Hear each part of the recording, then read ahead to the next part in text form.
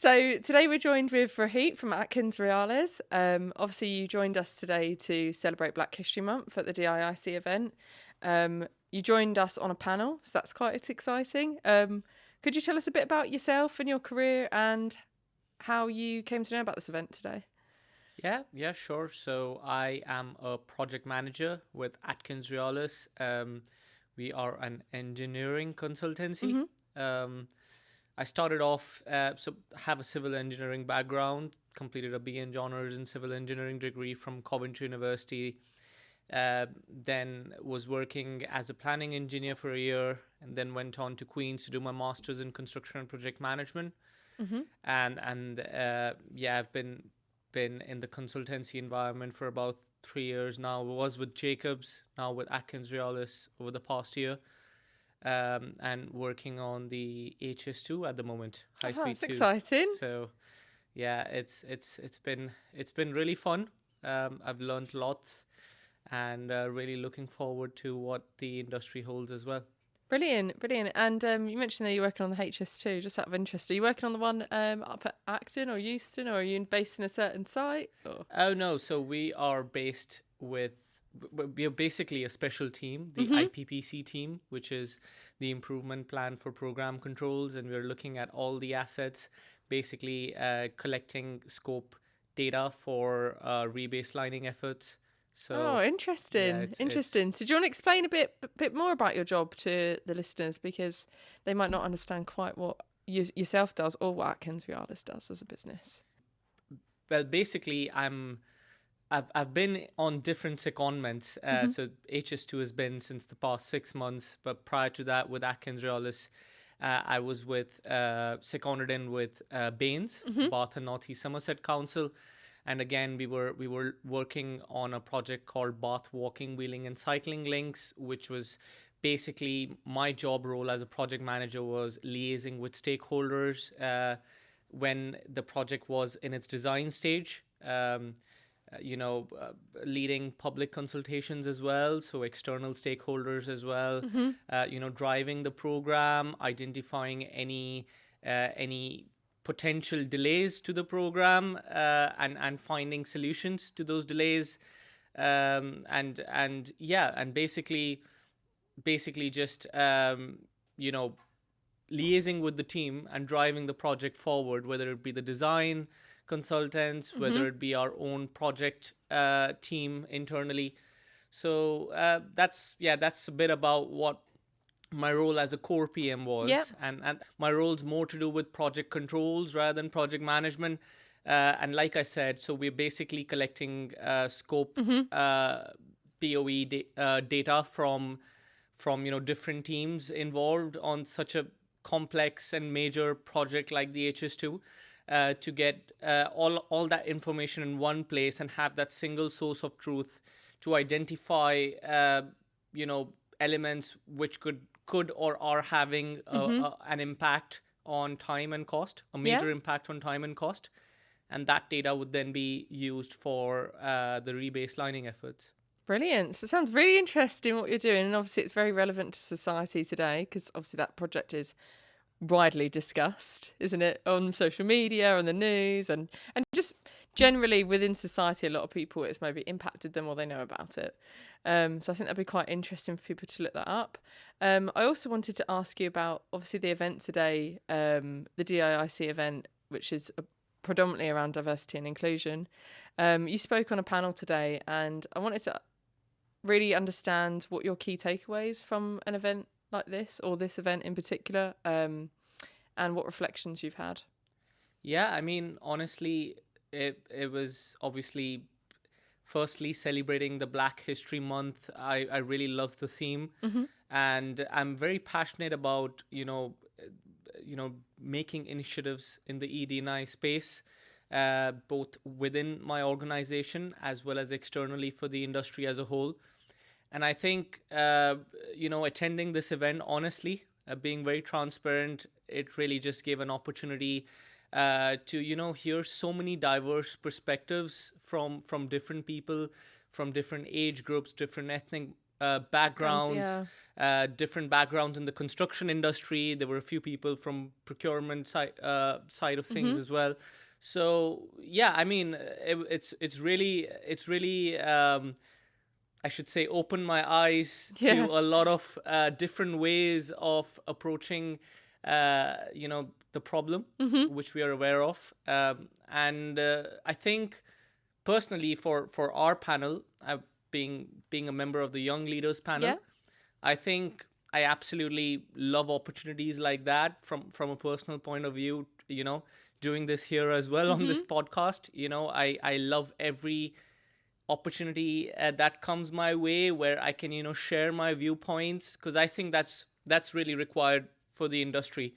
Um, from being someone from an ethnic minority background, I think a lot of people from ethnic minority backgrounds, for some reason, don't feel safe in expressing themselves, expressing the challenges. And if you want the solution to the problem, you've got to hear it from the Yes. people who have faced it or who are facing it. So yes, definitely that's this event, and that young leaders panel gave me an opportunity to share what I wanted to share my career story, my journey, the challenges, my key takeaways for my career story to date, and also some advice for the next generation coming in, which I think is very, very important as well moving forward. Taking the bull by its horns, as they say. 100%. So yes, I feel yeah. So overall, I absolutely loved it. Absolutely Brilliant. loved it. Made some new connections as well, and looking forward to get involved in opportunities of such Perfect. kind moving forward. Are you going to be a DIIC member? 100%. I've Brilliant. signed up. Signed up already. So that's exciting. That's very exciting. And you touched on earlier that you are actively supporting diversity inclusion in the business that you work in as well. So can you talk a bit more about that? What are you doing? Just tell people a little bit more, and it might inspire them to do the same in their businesses. Yes, absolutely. So what I feel is, and this is something I spoke about on the Young Leaders panel as well, is that I think if we are to make this industry more inclusive, and we obviously, when we're looking at the next generation of professionals, because about 31% of the people in this industry, as we know, are in their 50s. So who are going to be driving the industry forward? It's going to be the new generation coming in. It's going to be us. It's going to be the new generation coming in. And if we want to make the industry more inclusive, we want people from diverse backgrounds coming in. We need to have role models for them, right? So yeah, representation. Yeah. I mean, a 16-year-old a black woman is not going to look at a 55-year-old white male QS in a hard hat and be inspired to come to the construction industry. Unless he really sells it. Yes. So you need to have role models who you can look up 100%. to and say, oh, I can do that. If he can do that or she can do that, I can do that. So that's what it was for me, starting with my initiatives. So I've been with Atkins Realis for a little more than a year now, and since day one, I've tried to make that conscious effort, where I've been involved in a lot of social value efforts. Yeah, that's brilliant. I've gone to the University of West of England, Queen's University, Belfast, Coventry University. Wow, you've really travelled. Yes, to deliver a few guest lectures. Yeah. And make myself visible, because again, being from an ethnic minority, I feel, and coming in as an international student to the UK as well, I think I've had a lot of international students and people from ethnic minorities approach me, after my guest lectures or on LinkedIn, and after my initiatives, and ask me out, and definitely leave me feedback saying that they've felt inspired, that if I can do it, they can do it. Yeah, that's really encouraging. And that was the whole point, I think. That keeps you going. That keeps me going. Yeah. I've not stopped since. And And honestly, it can be exhausting. Not gonna lie, it can be exhausting because obviously you're doing these things on top of your day job, Yes, um, yeah. and they are not a part of your base. I mean, core job role. But at the same time, yeah, it's I enjoy it so much that I leave no stone unturned. That's brilliant. And do you feel like you touched on there being an ethnic minority yourself? Do you feel like you have a responsibility to the younger generation and people of ethnic backgrounds to give them that role model, and a responsibility on yourself to actually say, look, I've done it. I'm putting myself out there and I'm having these conversations, and then I'm attending these universities. I'm attending these lectures, and having these conversations, because a lot of people don't. They would happily just continue in the industry and not speak up. But obviously, you're doing the opposite, which is Yeah, amazing. yeah, honestly, and even this is about the industry as a whole, but even within my own workspace within Atkins Realis, I think I've obviously been blessed that I've been given those opportunities. I'm now representing the Bristol office as the ED&I lead, and I've really driven and led some initiatives. I mean, last week it was Diwali, Yeah. so I yeah What did it you do was for that? we held an event in our office Oh, that's where yeah brilliant. we had where I kind of delivered a presentation on why Diwali is celebrated, Yeah. and how is it celebrated, what are the sort of traditions and the rituals involved. And it was great to see Everyone come together. everyone come Yeah. together and be so genuinely enthusiastic about learning Yeah. about Diwali. So I mean, yeah, so it's things like these, I think, which not only bring us together, but at the same time are also raising awareness, Yeah. which I think is very important, which I'm passionate about as well. Yeah. Yeah. So, and yeah, and other than that, I'm looking to do a few more things in the coming year. We've also hosted a Show Your Culture event just yesterday in our office. Ah, that's a Uh, good idea. yeah, we had a few cuisines, Nigerian, Mexican, Indian. That's a brilliant idea. I'm sure a few people are going to steal that idea and use that in their business. I think Yeah, that's really good. Really yeah, good. yeah. So, yeah, in the end, I think I've been there. To be honest, I've been there. I came to the UK when I was 17 years old. Um, you know, uh, and it was challenging navigating around, not just the cultural differences, but also, the industry as Yeah. well. And I know the challenges from that perspective. I mean, when an international student comes up to me and says, I don't know how to network, or I don't know how to sort of build a community within the industry, I can actually feel where he's coming from or she's coming from, because I can understand It's a lived experience it's a for lived you. Yeah. experience. And I feel it is my, like, as you said rightly, that I think it is my responsibility, that because I've lived through those experiences, and because I'm in a position to help those people out Yeah. in obviously in a much better way. It is my responsibility to make myself visible to them, to offer my support, and at the same time bring us all together. Yeah, that's incredible. Obviously, you're doing incredible things, especially for the industry and for diversity, inclusion in construction. So that's really great and really inspiring, especially as a young man as well. You don't get a lot of young men talking about this. So I do think it's really important. And I also wanted to, you mentioned there that obviously you came when you were 17 to this country as an international student. You did say there were some challenges. Do you mind sharing what were those challenges particular to the industry?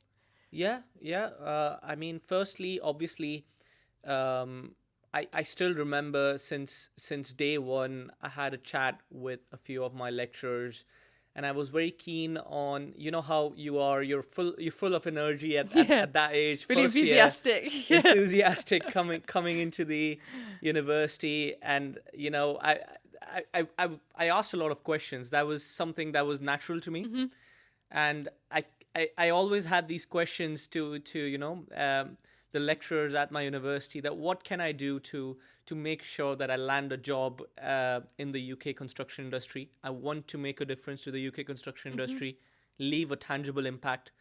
And you know, I've heard quite a few times, you know, within these conversations where I was told, see, you're an international student and you're competing with, you know, the students who are not who are local, and if you need to compete against them to get a job, you need to do something out of the box. You need to have a special.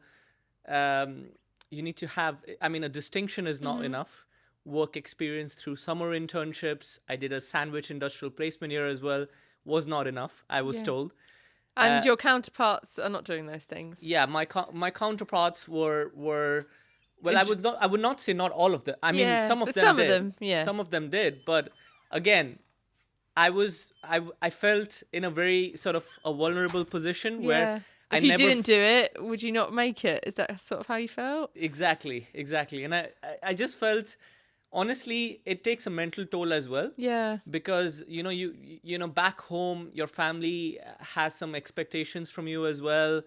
And, you know, you want to obviously make a mark. Proud, and make them proud. And you have all these questions running in your head. Well, I've tried my best. I've put in everything I can. And what if I still don't land a job just because I'm an international student? Yeah. So those were some of the challenges, I'd say. And obviously within the industry and in general as well, just the cultural barriers, you know. I mean, obviously from where I come from, being Dubai, it's very different culturally. And well, I've learned my way now, navigating around it, I would say, but it was very challenging. It took some time. It takes some time. It was very challenging. Even the work culture here, is a lot different to what I've done a few summer internships back home in Dubai. Oh, that's interesting. So, yes. In what way are they different? I thought we worked the same working hours, or do we not? Or is it So Dubai has. So in Dubai, firstly, most site-based roles are 6 days a week. Yeah. And on a Saturday, right? On a Saturday, you're working on a Saturday as well, and you start at 7:30 in the morning, leave at 6 p.m. in the evening. Mm-hmm. So it's a lot. It takes a toll, but there again, on the bright side, there's lots to learn as well. There's plenty of learning opportunities. I think how much I've learned working in the UAE construction industry, it's uncomparable. So there's pros and cons to it, but again, very different for sure. So yeah, those were some of the challenges navigating around it. I've being in the industry, I've been blessed, honestly, where I've never felt excluded in the organizations I've worked with. But I've heard a lot of stories from my peers, from ethnic minorities who've faced subtle biases. So yeah, that's something I think needs to be addressed as well at the grassroots level. 100%. And like, just reflecting myself on that conversation we just had, how would you say, me as an individual, you've just met me, how could I go into my business using the ideas that you've proposed and what you've done in your business and start unraveling those unconscious biases? How do I start having those conversations? What sort of advice would you give to me? Yeah, honestly, I mean, this is something we spoke about earlier in the event as well, which I completely second. I mean, there's no point of patching up something that's already broken. We know the system's already broken. We have very unfortunate numbers, but numbers there to prove it. So I would say rebuild it from scratch. And the way you can do that is, firstly, having education at all levels. And I'm not just talking about the leadership. Obviously, the leadership level is where you can actually action and drive a change. But it needs to be, that awareness needs to be at all levels, even you know, at the grassroots level. You know, for graduates coming in, you know, they need to be educated. They need to be made aware of of, what the challenges Yeah. are. And at the same time, I think we need to action some policies. The policymakers, probably, if you're procuring a public sector project, maybe just have some mandatory requirements to have some certain demographics Yeah. reflected Social within your team. value. Yeah, for Yeah. social value, from the social value point of view, as well as the ED&I point Yeah. of view. So yeah, I mean, those are some things. And again, I feel there are quite a few other things. I mean, one other thing I would like to touch upon is there are a lot of ethnic minorities concentrated within the urban areas of the UK, Yeah. being Birmingham, Manchester, London, and a lot of construction projects, high-profile construction projects within the infrastructure and the energy sector are actually not within those areas. They're within the rural areas. So that might be another reason as well. That's something I think if we can look to, If the data was there, I guess, like what RSCS were talking about earlier, isn't it? yes, Well, if they have that data, they'll be able to establish is it down to demographic or geography, like what is going on with the industry, because there is such a gap. yeah, But they were saying they need to build this data up, don't they? Which it's going to take a while, I think.